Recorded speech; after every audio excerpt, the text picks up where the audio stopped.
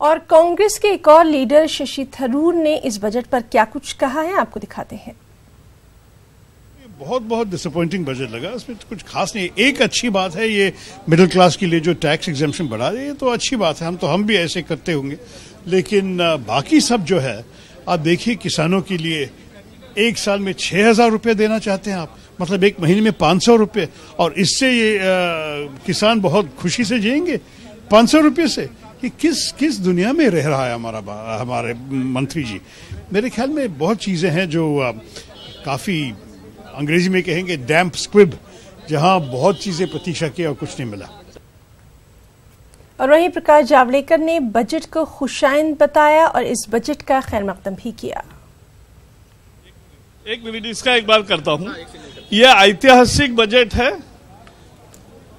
किसान, गरीब, मध्यम वर्ग, मजदूर और पूरे देश का ख्याल कर रखने वाला ऐसा एक ऐतिहासिक बजट है। मोदी जी के नेतृत्व में देश विकास की नई ऊंचाइयों को प्राप्त कर रहा है, उसका दर्शन मिला है। 12 करोड़ किसानों को 6,000 रुपये उनके बैंक खाते में हर साल खेती के मदद के लिए आना, यह बहुत क्रांतिकारी कार्यक्रम है। 42 करोड़ असंगठित मजदूरों को 3,000 रुपये पेंशन का योजना बनाना, यह बहुत क्रांतिकारी है।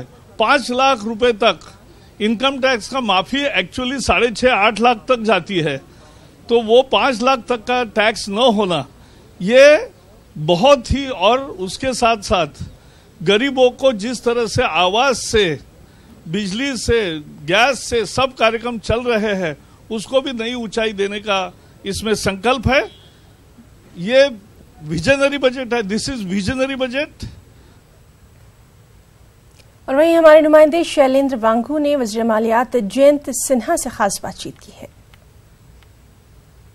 मौजूदा सरकार अपना आखिरी बजट पेश कर चुकी है। हमारे साथ केंद्रीय मंत्री जयंत सिन्हा हैं। सर, सबसे पहले ये मौजूदा सरकार का आखिरी बजट है और इस बजट में सभी वर्गों का ध्यान रखा गया, चाहे वो किसान हो, श्रमिक हो या मध्य वर्ग।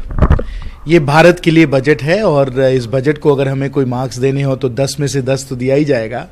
मुझे लगता है इसके द्वारा जनता को बहुत लाभ मिलने वाला है, जनता का कल्याण होने वाला है।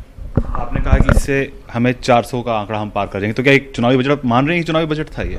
भाई, जब अंतिम बजट होगा इस 16वां लोकसभा का, तो वो एक चुनावी बजट, एक राजनीतिक बजट तो होना ही होगा। गाय को भी प्रमुखता दी गई है इस बजट में और राष्ट्रीय कामधेनु आयोग का ऐलान भी किया गया। किस तरह से देखते हैं सर? ये हमारे रूरल इकोनॉमी के लिए, ग्रामीण अर्थव्यवस्था के लिए बहुत ही एक अच्छी बात है, क्योंकि जो हम लोगों को सहयोग देना चाहिए अपने गाय के लिए, अपने एनिमल हस्बेंड्री के लिए, वो तो हम लोग दे ही रहे हैं। ये अंतरिम बजट था या फुल बजट था? क्योंकि विपक्ष ये कह रहा है कि जाने वाली सरकार इतने वादे नहीं करती। यहाँ तक कि पूर्व वित्त मंत्री पी चिदम्बरम का कहना है कि it was not an vote on account, it was an account for votes. वो तो चाहे जो शब्दों के साथ खेलें, हकीकत ये है कि हम लोगों ने आम जनता को इसके द्वारा बहुत लाभ पहुंचाया है। और माननीय वित्त मंत्री जी श्री पीयूष गोयल जी ने कहा कि जो हमारी इकोनॉमी है वो $5 ट्रिलियन, $10 ट्रिलियन इकोनॉमी बनने वाली है और हम लोग एक विकसित देश को बना रहे हैं, और वो इस बजट के द्वारा स्पष्ट नजर आ रहा है। लगातार विपक्ष हमलावर है रोजगार के मुद्दे को लेकर, और एक रिपोर्ट को लेकर राहुल गांधी ने भी एक ट्वीट किया था, कहा था कि मोदी सरकार के रहते सबसे ज्यादा नुकसान रोजगार को हुआ है। देखिए, विपक्ष को तो विरोध करना ही है और नुक्ताचीनी उनको करना ही है, क्योंकि उनकी बोली तो वैसे बंद होती चली गई है। तो जहां भी कहीं कुछ उनको दिखता है तो उस पर वो लोग टूट पड़ते हैं। लेकिन हकीकत ये है कि रोजगार की वृद्धि हो रही है। कितना बेनिफिट टैक्स के जरिए मध्य वर्ग को होगा? मध्य वर्ग को इससे बहुत फायदा होने वाला है, क्योंकि जिन लोगों की वेतन 5 लाख से कम है, और क्योंकि एग्जेम्पशंस वगैरह हैं, उनको भी अगर हम लोग जोड़ लें तो 6-7-8 लाख तक, अगर आप अपनी टैक्स प्लानिंग सही तरीके से करें तो 7-8 लाख रुपए तक आपको कोई टैक्स नहीं भरना पड़ेगा। जिनकी आमदनी 5 लाख से ज़्यादा है, 7-8 लाख से ज़्यादा है, जब एग्जेम्पशंस वगैरह हम लोग जोड़ लें, अगर आपकी आमदनी जैसे कि 12 लाख हो सालाना, तो जो आज के समय वर्तमान जो आपके टैक्स रेट्स हैं वो रहेंगे, यानी कि 0 to 2.5 लाख पे आपको कोई टैक्स नहीं देना पड़ेगा, 2.5 से 5 लाख आपको टैक्स 5% पे देना पड़ेगा। एग्जेम्पशन वगैरह जो हैं उनको आप जोड़ लीजिए तो उसका जितना एग्जेम्पशन हो जाता है तो ठीक है, जैसे मैंने कहा कि वो 7-8 लाख तक भी आपका हो सकता है। फिर तत्पश्चात 5 लाख से लेकर 10 लाख तक आपको 20% टैक्स देना पड़ता है, और फिर जो टैक्सेस हैं वो आपको भरने पड़ते हैं उसके बाद, अगर 10 लाख से ज़्यादा आपकी आमदनी हो। क्या ये चुनावी घोषणाएं वोट में बदल पाएंगी? हम लोग तो कह रहे हैं कि इस बार 400 हम पार करने वाले हैं, और इसलिए करने वाले हैं क्योंकि जो हम लोगों ने जनता के लिए काम किया है वो क्रांतिकारी काम रहा है, साहसिक काम रहा है और ऐतिहासिक काम रहा है, और ये जनता को बिल्कुल नज़र आ रहा है, स्पष्ट नज़र आ रहा है।